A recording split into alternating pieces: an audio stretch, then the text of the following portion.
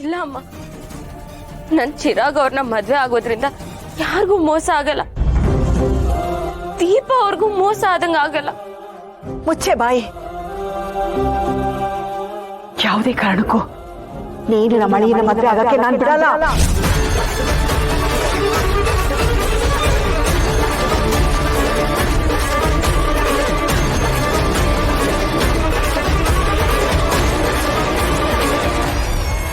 ಈ ಮದುವೆ ನಡೆದೇ ನಡೆಯುತ್ತೆ.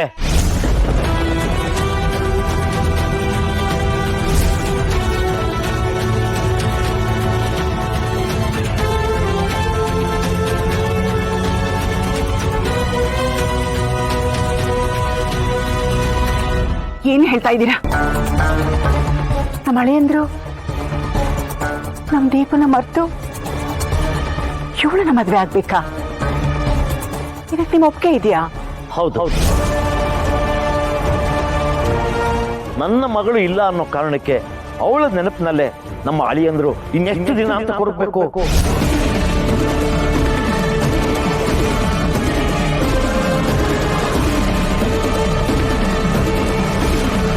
ಈ ಮನೆಯವರು ಅವಳ ನೆನಪಿನಲ್ಲೇ ಎಷ್ಟು ದಿನ ಯೋಚನೆಯಲ್ಲಿ ಇರ್ಬೇಕು? ನನ್ನ ಪ್ರಕಾರ ನಮ್ಮ ಅಳಿಯಂದ್ರು ದಿಶಾನ ಮದುವೆ ಆಗೋದ್ರಲ್ಲಿ ಯಾವ ತಪ್ಪು ಇಲ್ಲ.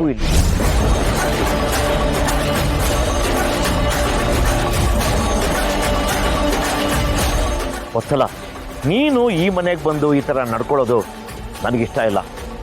ನಡಿ, ನಮ್ಮ ಮನೆಗೆ ಹೋಗೋಣ.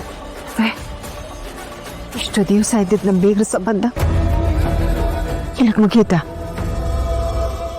ಇವ್ರು ಯಾರು, ನಾವ್ ಯಾರನ್ನ? ಕೆಲವು ಸಂಬಂಧಗಳನ್ನ ಯಾವ ರೀತಿ ಅರ್ಥ ಮಾಡ್ಕೋಬೇಕೋ ಗೊತ್ತಾಗಲ್ಲ. ಅದಕ್ಕೆ ಅಳಿಯಂದ್ರು ಅವ್ರ ಮನೆಯವ್ರು ಒತ್ತಾಯದ ಮೇಲೆ ಮದುವೆ ಆಗಿ ಅವ್ರ ಜೀವನ ಅವ್ರು ನೋಡ್ಕೋತಾರೆ.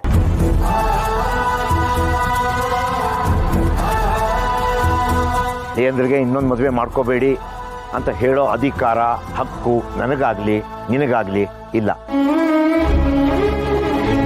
ಎಲ್ಲ ಅವ್ರವ್ರ ನಿರ್ಧಾರ. ನಾವು ಮನಸ್ಸು ಗಟ್ಟಿ ಮಾಡಿಕೊಂಡು ಅವ್ರಿಗೆಲ್ಲ ಒಳ್ಳೇದಾಗ್ಲಿ ಅಂತ ಹರ್ಸೋದಷ್ಟೇ ನಮ್ಮ ಕೆಲಸ. ಥರ ಮನ್ಸು ಹೊಡೆಯೋ ಥರ ನಡ್ಕೊಳ್ಳಬಾರ್ದು, ಮಾತಾಡ್ಲೂಬಾರ್ದು. ಏನ್ರಿ ಹೇಳ್ತಾ ಇದ್ದೀರಾ?